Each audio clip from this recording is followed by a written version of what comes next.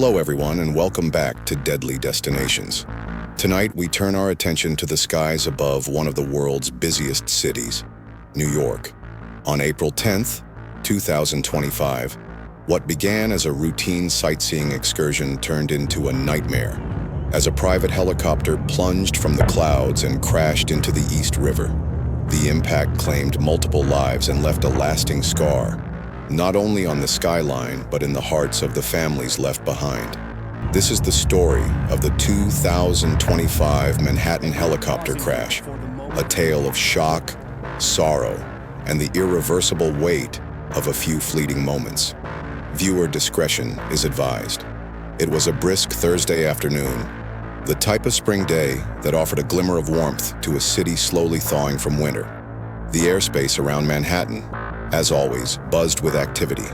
Helicopters hovered over the city offering traffic updates, law enforcement patrols, and, of course, sightseeing tours. At 3:42 p.m., a Bell 407 helicopter owned by Skyline Tours took off from the East 34th Street heliport with 5 passengers and 1 pilot on board. All passengers were tourists and visitors from different parts of the world eager to witness New York's towering skyline from above. The flight, advertised as an aerial escape above the skyline, was expected to last just under 30 minutes. But less than 10 minutes into the journey, something went terribly wrong. Air traffic control lost contact with the aircraft shortly after it passed over Roosevelt Island. Witnesses on the ground and along the riverbanks described hearing a sudden, mechanical whir, followed by the sight of the helicopter spiraling downward. It plummeted toward the East River and slammed into the water near the Manhattan shoreline with terrifying force. Nearby pedestrians rushed to the edge of the river, horrified, watching the chopper submerged beneath the choppy, cold waters.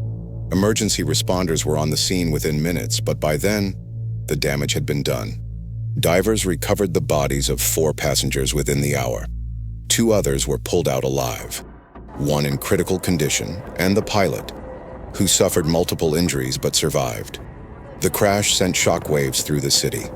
In a metropolis accustomed to tragedy, this incident struck a particularly eerie chord, perhaps because of its abruptness, its visibility, or the fact that so many tourists and families were among the victims. Investigators from the National Transportation Safety Board were quick to launch an inquiry. Preliminary findings pointed to a catastrophic mechanical failure, possibly involving the tail rotor. The flight data recorder, later recovered from the riverbed, provided crucial insights into the final moments of the flight, revealing a rapid loss of altitude and control. As the investigation unfolded, attention turned to Skyline Tours. The company had previously faced scrutiny for maintenance delays and had been cited in 2023 for safety violations. Families of the victims demanded answers. Lawsuits were filed. And the question on everyone's mind, could this have been prevented? Among the passengers was a family of 5 from Spain, the Morenos. Luis and Adriana Moreno, both in their late 30s, had brought their 3 children, Mateo, 12, Lucia, 9, and little Rafael, just 6 years old, on a vacation to New York City. It was their first time visiting the United States, a long-awaited dream trip filled with sightseeing, culture, and excitement. They had spent the previous days exploring Central Park, visiting the Museum of Natural History, and indulging in the magic of Times Square. On the afternoon of April 10th, they arrived at the heliport brimming with excitement. According to staff, the family had been all smiles as they checked in, asking questions about what sights they'd be able to see from above. One employee, who had snapped a photo of the family standing by the aircraft, said, "They were so full of joy. You could feel their energy. They were just happy to be together." That photo would soon become a haunting relic, circulated across international news outlets. Back in Madrid, the news of the crash sent shockwaves through the Moreno family's community. Adriana's parents were informed through a midnight knock at the door from Spanish consulate officials. What followed was a scene of heartbreak that echoed through the entire city.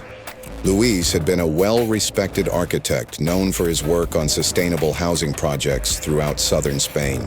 Adriana was a beloved elementary school teacher, adored by her students and known for her creativity and compassion.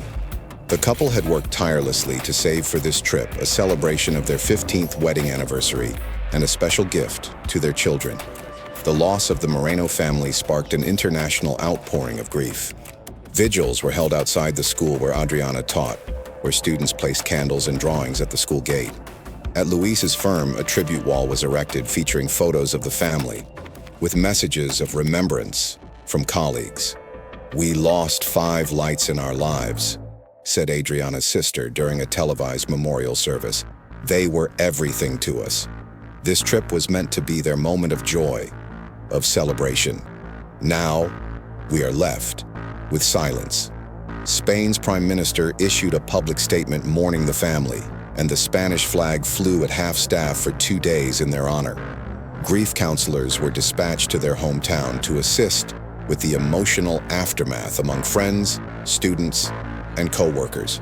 The Moreno's story gripped the world not only because of the magnitude of the loss, but because it was so relatable. They were a loving family on vacation, simply hoping to experience the wonder of the world together. Their sudden, tragic end struck a universal chord. A foundation was later established in their name, aimed at supporting educational and cultural exchange programs for Spanish children to travel abroad, an initiative Luis and Adriana would have cherished. Donations poured in from across Europe and the US, a testament to how deeply their story had touched people. Dozens of eyewitnesses were present along the East River when the crash occurred. Clara Matthews, who was jogging near the Riverwalk on FDR Drive, recalled, "So I actually heard it before anything else, but it sounded like several gunshots in a row almost, in the air. It sounded like a loud grinding noise. Then I saw it spiraling. It didn't look like it was under control. Then it just dropped." A ferry crew member, Sean Douglas, was in the middle of docking when he spotted the helicopter. "We saw the tail rotor get loose. It was wobbling.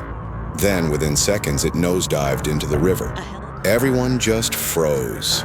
Tourist Anna Lopez, who was taking photos of the skyline nearby, captured the final seconds of the descent. "I didn't understand what I was seeing until people started screaming. I dropped my camera and ran toward the railing." Construction workers on Roosevelt Island also reported seeing the aircraft struggling. One worker said, "It was like it just lost balance. We thought maybe the pilot was trying to land in the river on purpose." But the impact was violent. Emergency responders at the scene described a grim rescue effort. NYPD diver Juan Torres, one of the first in the water, said, "It was chaos. Visibility was low, and time was running out. We pulled bodies out while still hoping someone was alive." One surviving ferry passenger, who declined to give their name, stated they saw the passengers inside the helicopter moments before the crash. They were smiling. They were sightseeing. It's haunting to think how quickly everything changed. In the weeks following the crash, scrutiny intensified around skyline tours and the broader helicopter tourism industry operating in New York City. The National Transportation Safety Board, working in collaboration with the Federal Aviation Administration, initiated a full-scale investigation into the cause of the accident. By mid-May, preliminary reports confirmed that the tail rotor had suffered a critical mechanical failure due to a fractured bearing, a component that had not been replaced despite being flagged during a prior maintenance inspection. The report uncovered a troubling pattern. Maintenance logs from Skyline Tours revealed repeated delays in critical parts replacements, many of which were allegedly deferred in favor of cost-saving measures. The Bell 407 involved in the crash had last undergone full maintenance 6 months prior, outside the recommended timeline for comprehensive inspections, given the aircraft's heavy usage. Additionally, Skyline Tours had been previously fined in 2023 for breaching FAA airworthiness standards. While the fine was minor and resulted in a temporary grounding, the company resumed operations with minimal oversight. In light of the crash, this prior violation resurfaced in public discourse, prompting outrage and calls for reform. The families of the victims, led by surviving relatives of the Moreno family, filed a joint wrongful death lawsuit against Skyline Tours, its maintenance contractors, and the Heliport Authority. The suit alleged gross negligence, lack of oversight, and systemic failures that contributed to the disaster. In Madrid, the Spanish government also launched a diplomatic inquiry. Spain's Ministry of Foreign Affairs demanded full transparency from U.S. investigators and pledged legal support for the Moreno family's relatives, some of whom traveled to New York to participate in hearings and memorials. Skyline Tours' CEO, Alexander Brewster, issued a public apology but stopped short of admitting liability. "This was a tragic accident, and our hearts go out to all the families affected," he said during a press conference. However, this statement did little to stem public anger. Protesters gathered outside the company's Midtown office, demanding accountability and tighter regulation of aerial tourism companies. By June, the New York State Senate had introduced new legislation, informally dubbed the Moreno Act, which aimed to increase inspection frequency for tourist helicopters, mandate real-time mechanical logging, and limit aerial routes over densely populated areas. The bill passed unanimously, signifying a bipartisan commitment to prevent similar tragedies.